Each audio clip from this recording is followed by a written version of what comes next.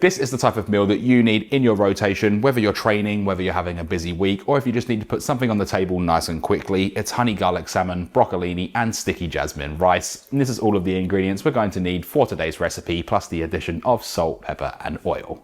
We'll start out with the rice. This is 1 cup or 200 grams of washed jasmine rice, and we also need to add in 300 milliliters of cold water.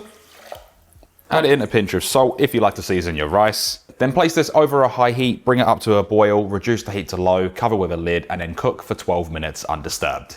For the veg, I'm a big fan of broccolini, also known as tender stem broccoli. You can use any of your favorite vegetables. As for this, if you are using it, all we need to do is just take off any woody ends, and then you can leave them whole, or if you're like me, I'm just going to slice these in half. Just makes them a little bit easier to work with. For a garnish, I'm using a little bit of leftover spring onion or scallion stem. If you don't have these, you don't have to go out and buy one just to use this. But if you are using it, all we need to do is thinly slice on an angle to create those diamond or oval shaped pieces. And if you want to prolong the life of this, you can chuck it into some icy water and it helps crisp it up. Just makes it a little bit more fresh, especially if you're going to be making a lot of it that you want to use in other recipes. But like I said, don't go out and buy a whole bunch just to use this tiny little amount. There is other things that you can use as a garnish, or you don't even have to garnish it at all.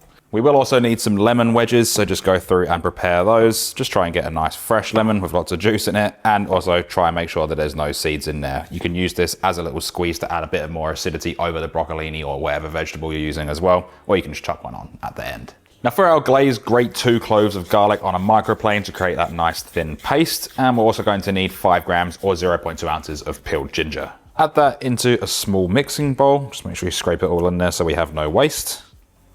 Add in 1 tablespoon or 20 milliliters of low sodium soy sauce, 1 tablespoon or 20 grams of honey, just adds that nice little bit of sweetness, 2 teaspoons or 10 milliliters of rice wine vinegar for that little bit of acidity, 1 teaspoon or 5 milliliters of sesame oil for that nice nutty finishing touch, and about half a teaspoon of dried chili flakes, which are completely optional. Add in a touch of ground white pepper. We won't add any salt here because there's obviously sodium in the soy sauce. And then give this a good whisk just to make sure everything's combined, that honey has thinned out and the garlic and ginger is no longer clumped up. And once you have a nice smooth sauce, this can just be popped aside until the very end.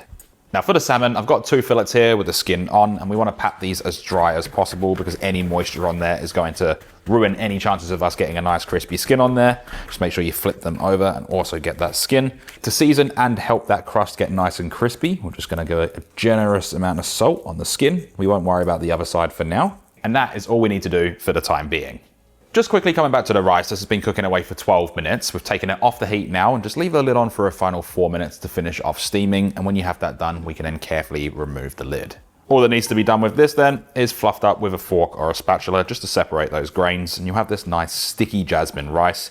And you can season this with all sorts of different things. You can add some spring onion or scallion through here, some sesame seeds, even a bit of sesame oil, or even chili flakes if you like. Just do whatever you need to do, and this can be popped aside until we're ready to serve. Now what I have here is a large pot of boiling water, and we want to generously season this with salt. Add in the chopped up broccolini or tender stem broccoli.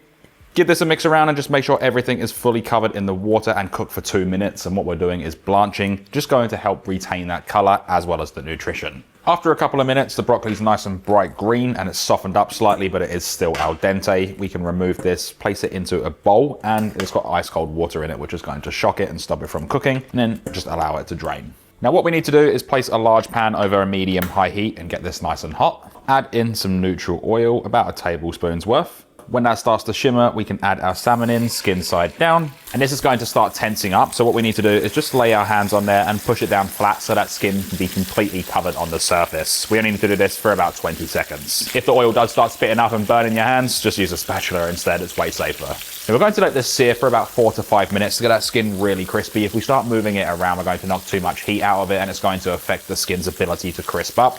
We want to get that nice color on there, so just let it do its thing. It is also a good idea just to double check every now and again, just to make sure it is getting nice and crispy and the color isn't getting too dark. But once you have that really nice golden crust on there, we can turn the pan down to about a medium low and just let it cook for that final couple of minutes. Can also hit it up with a little bit of salt on that flesh side. All right, so this has been cooking away for about 4 minutes. We're gonna have that really nice crust on the bottom there. What I'm gonna do is just carefully flip it over and let this cook for a final 2 minutes or so, just to get that nice color all over. And you can cook this to your liking. I like to cook it to about that medium side. Now, once you're happy with it, we can add in that glaze and just pour that over the top.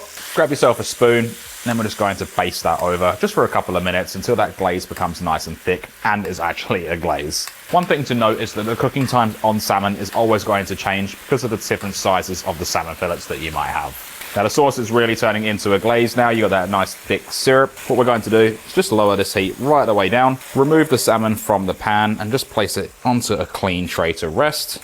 And at this point, I'm going to add in all of that broccolini, add in 1 teaspoon more of soy sauce, 1 teaspoon of sesame seeds, and I like to add just a touch more of ground white pepper.